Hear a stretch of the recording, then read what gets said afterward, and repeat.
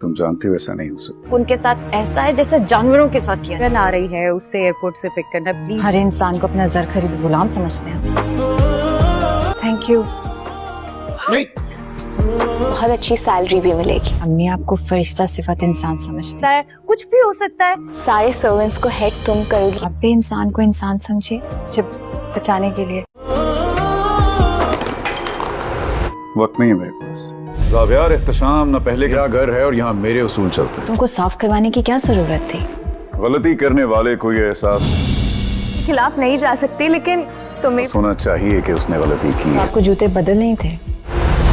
कभी किसी के लिए बदला है और ना बदलेगा। अगली एपिसोड में आप देखने वाले हैं कि जॉब के लिए सोहा के मारे मारे फिरने की वजह से जिम्मल खुद ही सोहा को एक जॉब ऑफर कर देगी, क्योंकि जिम्मल और ज़ारा दोनों चाहते हैं कि घर के सर्वेंट्स पर नज़र रखने के लिए कोई माकूल इंसान हो, और सोहा को भी उमर की पढ़ाई के लिए अच्छे खासे पैसे चाहिए, जिसकी वजह से सोहा जिम्मल की दी गई ऑफर को कबूल कर लेगी और बड़ी दिलजमी के साथ अपनी नई जॉब पे काम शुरू कर देगी। लेकिन कहीं न कहीं ज़ावियार को ये बात पसंद नहीं आएगी, क्योंकि वो चाहता है कि पूरे घर में सिर्फ और सिर्फ उसका हुक्म चले। लेकिन वो इस बात का गुस्सा जिम्मल या सोहा पर उतारने की बजाय नौकरों के साथ ही रवैया बहुत ही बुरा रखना शुरू कर देगा। सोहा शुरू में तो ये बात बर्दाश्त करेगी, लेकिन आखिरकार वो ज़ावियार के सामने बोल पड़ेगी कि जिस तरह से उसका जानवरों का सलूक है उसे ये रवैया तब्दील करना चाहिए। सोहा को जॉब की जरूरत तो है, लेकिन वो इसके लिए अपने आंख और कान और मुंह बंद नहीं रख सकती। ज़ावियार को भी शुरू में सोहा के इस तरह के रोक टोक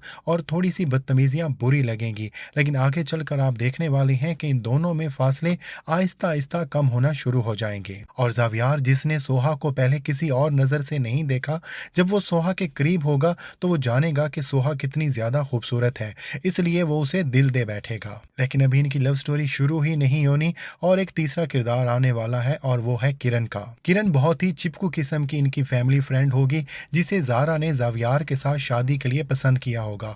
लेकिन ज़ारा ये भी जानती है कि ज़ावियार किरण के साथ बात करके भी राजी नहीं है, इसलिए ज़ारा बहाने ढूंढेगी कि किसी तरह से किरण और ज़ावियार एक साथ इकट्ठे टाइम स्पेंड करें। और दूसरी तरफ आप ये भी देखने वाले हैं कि ज़ावियार ने अगरचे जिम्मल को सख्ती से मना किया था कि वो फाहद के साथ ना मिले, लेकिन ज़ावियार को बहुत जल्द पता चलने वाला है कि जिम्मल ने उसके ये सारे अहकामात पे पूरी तरह अमल नहीं किया है।